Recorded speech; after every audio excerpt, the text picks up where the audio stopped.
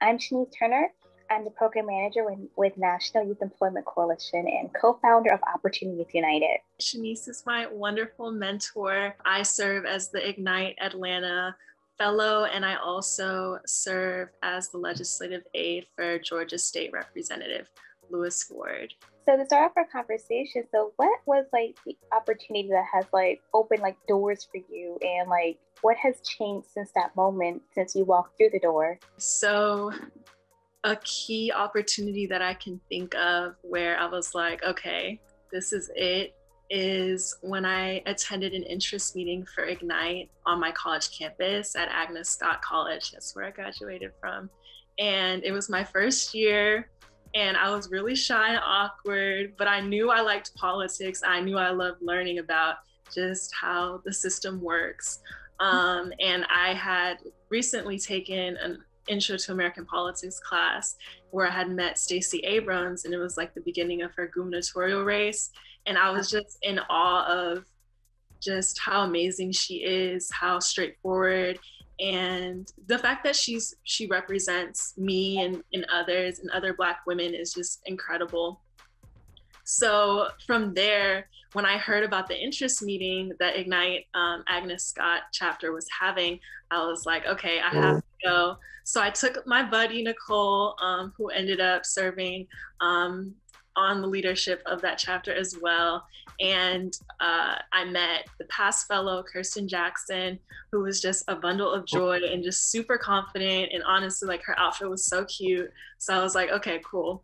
So we just talked about what issues we face as women in general and different opportunities that Ignite provides for us to get involved in our communities and really be those change makers in our communities and really empowering one another to do the work, because at the end of the day, that's what we need. I mean, we have the lived experiences to be able to do the work. And at the end of the day, sometimes we just need a nudge or, some encouragement to really be out there. So that's really what spoke to me about the organization.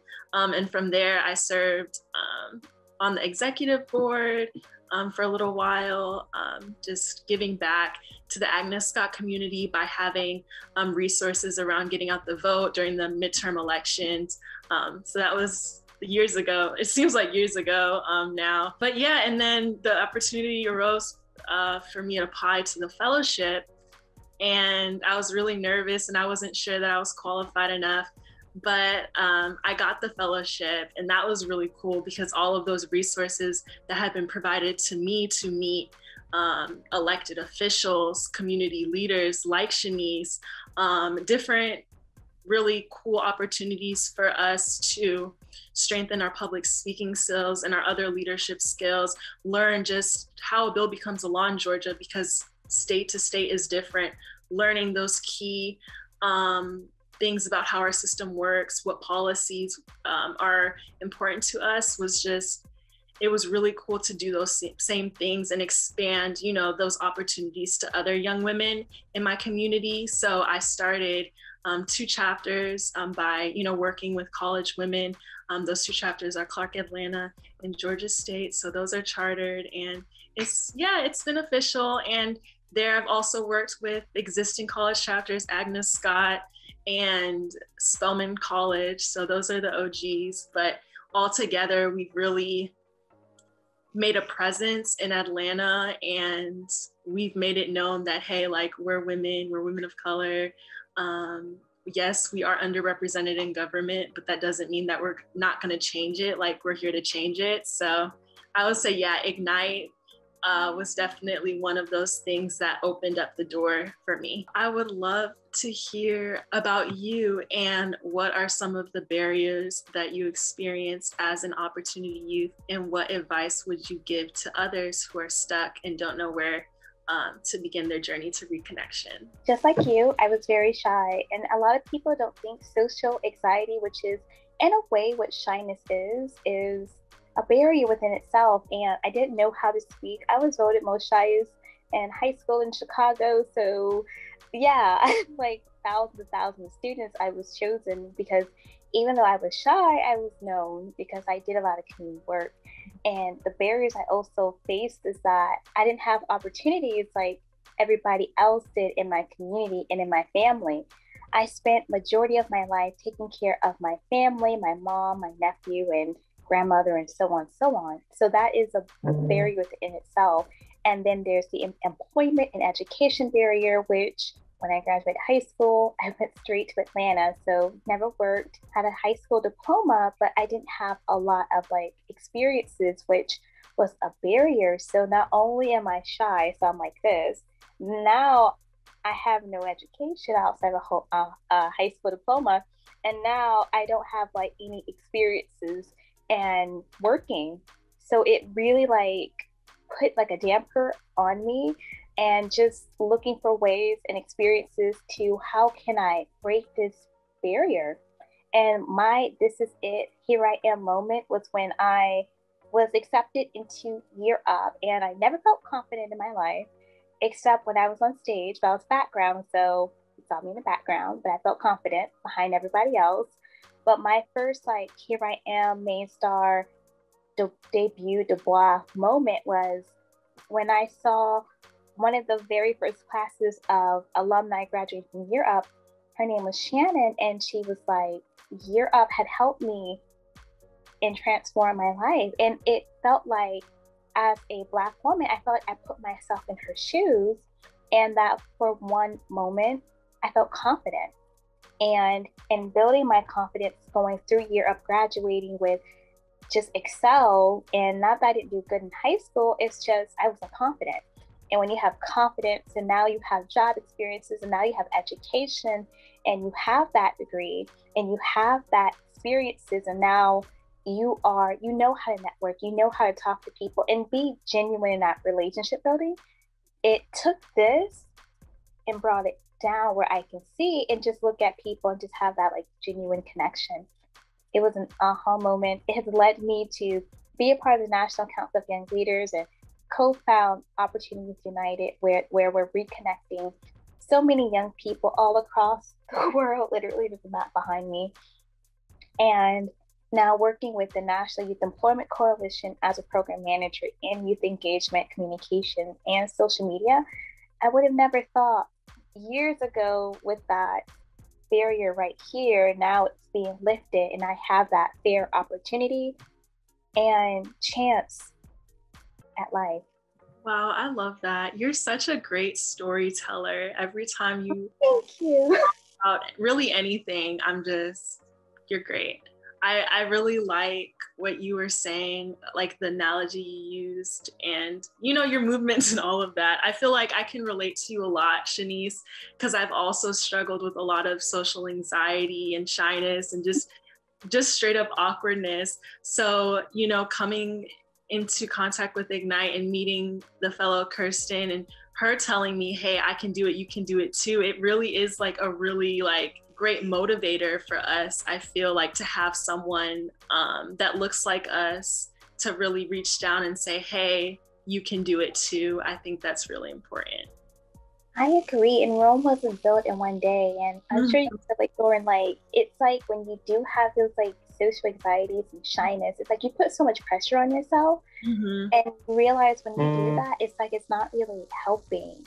It sometimes is harming. Now, being firm with yourself, yes, but when you're adding that pressure, when there's so much other things, it makes it it can make it a lot, because now you're having social anxiety, now you're having pressure of having social anxiety.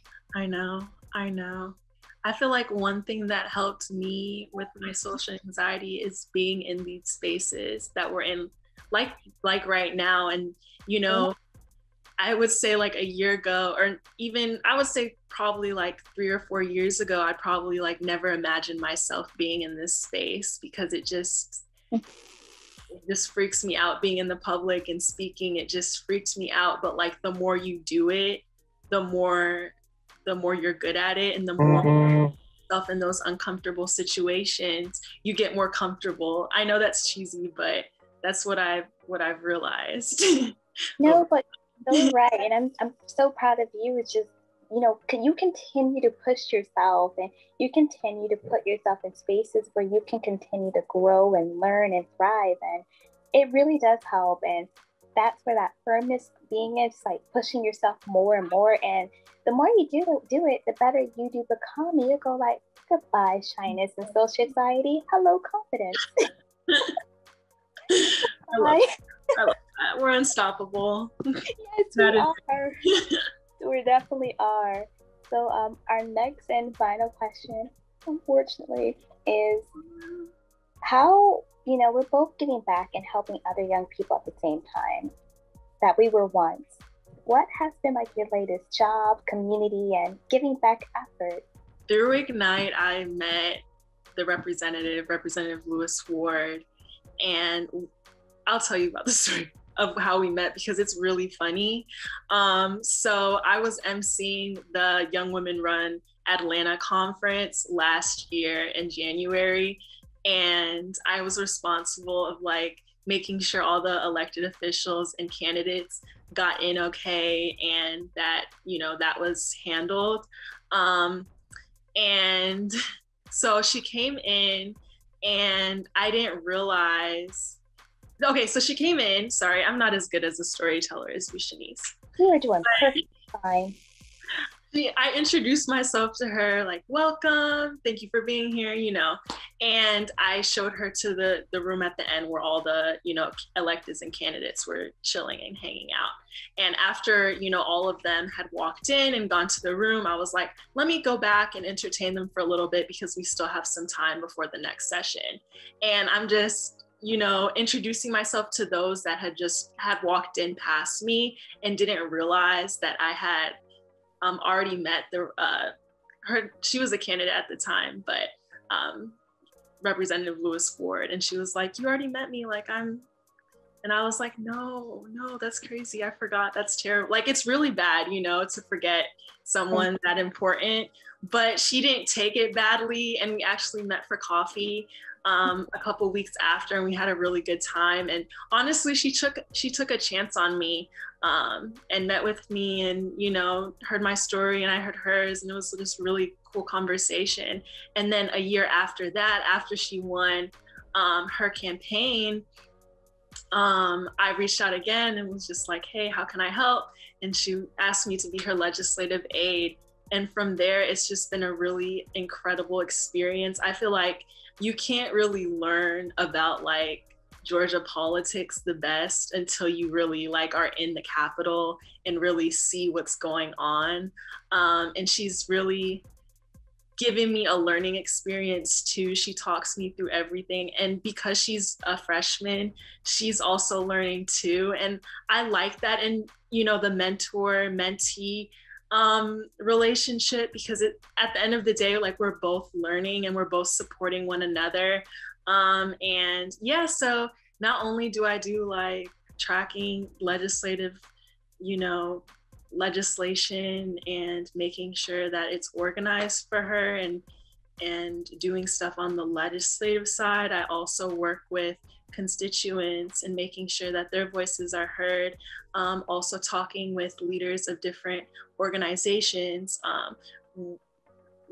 environmental organizations or organizations that work with Black farmers, because she is part of the Agriculture Committee. All things that I've never done before, and it's been really incredible to have these opportunities. And it all goes back to that interest meeting that I went to in 2017. Do you have any updates of the things that you're doing with Ignite? Mm-hmm. So my role with Ignite is coming to an end, sadly. But that just means someone else, someone younger than me is going to fill the position and have that opportunity to make change. And that makes me happy, because that's all what it's about. If I was a fellow forever, I feel like nothing, things would stop being done. So having that new, fresh perspective and being able to offer those opportunities and resources to another young person is really important to me. So it's a bittersweet moment, but I know that it's not the end of my public service, because at the end of the day, the why of caring about my community and caring about the people that I see day to day hasn't ended just because this specific role has ended. Yeah.